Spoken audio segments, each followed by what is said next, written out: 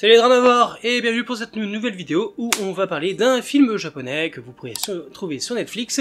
Il s'agit d'Homonculus.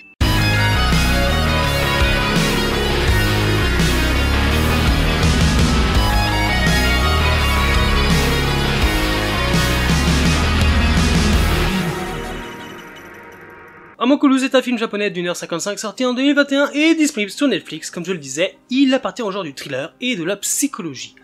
Il s'agit de l'adaptation du manga du même nom, écrit par Hideo Yamamoto, connu aussi pour un autre manga assez trash, Ichi the Killer.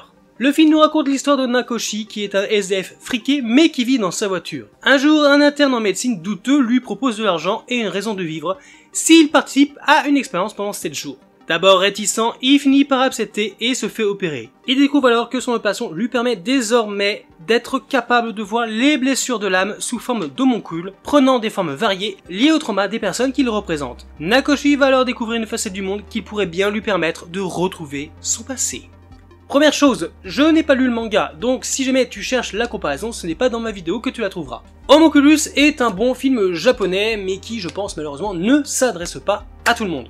Moi j'ai bien aimé, ça change de ce que je peux regarder d'habitude. Ok, il est vraiment étrange et certaines scènes peuvent vraiment choquer et mettre franchement très mal à l'aise. Il faut donc le vouloir si on veut entrer dans l'univers de ce film. Pourtant, l'aspect visuel est un des points les plus importants du film, un de ses points positifs surtout. Elle est très importante dans l'intrigue. Alors, je ne dirais pas que sans le visuel, le film serait nul, loin de là, mais il fait quand même partie de l'histoire au même titre que du héros, ils sont vraiment collés serrés, l'un ne peut pas exister sans l'autre. Il faut dire que l'histoire en fait n'est pas banale du tout. On aborde des sujets sensibles, ça touche à l'enfance, au traumatisme, à la perversité et à la sexualité. Le film développe donc une ligne directrice qui est très réussie à mon sens.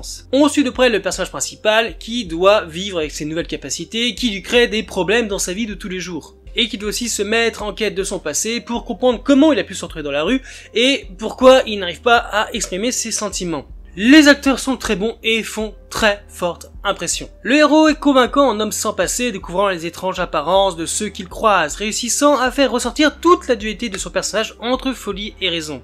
Le second lead est très intéressant lui aussi, en interne de médecine, obsédé par les homoncules. L'étrange duo fonctionne bien et apporte une curieuse dynamique à l'intrigue. Les deux comédiens sont très complémentaires et campent des rôles particuliers qu'on apprend à apprécier au fur et à mesure du visionnage du film. Bien qu'on peut trouver que la relation est un peu sous-développée à partir du moment où on va avoir l'apparition d'un troisième personnage. Il y a aussi de très bons effets spéciaux qui donnent vie aux homoncules et pas simplement une sorte, mais en fait il y en a plein de sortes, ils sont variés.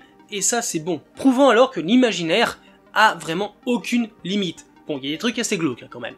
Mais voilà, ça fait plaisir de voir quand même un bestiaire qui est bien alimenté. Certains passages sont particulièrement impressionnants alors que d'autres sont quand même assez touchants. L'œuvre flirte avec la réalité, la fiction et la folie pour un final réussi et très poignant. Sans oublier que la photographie du film renforce constamment tout ça. Et évidemment, dans ce film, tout n'est pas parfait. Et en son milieu, il est quand même assez mou.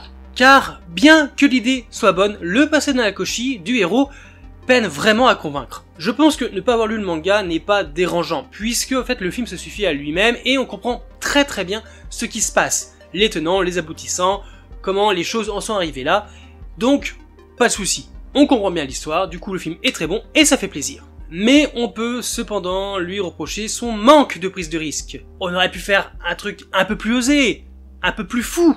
Donc, en cela, c'est assez dommage. La seule véritable audace du film, en fin de compte, ce sont les actes chirurgicaux qu'on verra dans le film, qui peuvent être perçus comme une sorte de forme de violence. Sans vous le détailler, on frôle quand même le body horror. En bref, Homonculus est un film singulier qui n'est pas facile à appréhender, mais qui reste une honnête réussite. Avec une histoire qui fait voir les sentiments humains d'une autre façon, une mise en scène qui fait parfois incursion dans l'horreur inconsciente, et un duo de comédiens qui fonctionne bien, l'œuvre est assez atypique et saura plaire aux curieux qui cherchent autre chose, qui sort de l'ordinaire, quelque chose de différent. Il est surprenant, parfois dérangeant, il met aussi parfois mal à l'aise, mais reste facile. Il secoue un peu, mais pas trop. Du coup, et toi, est-ce que tu l'as vu? Oui, non, n'hésite pas à me dire en commentaire pour qu'on en discute, et on se dit à bientôt pour une prochaine vidéo. Bye les Dramavores!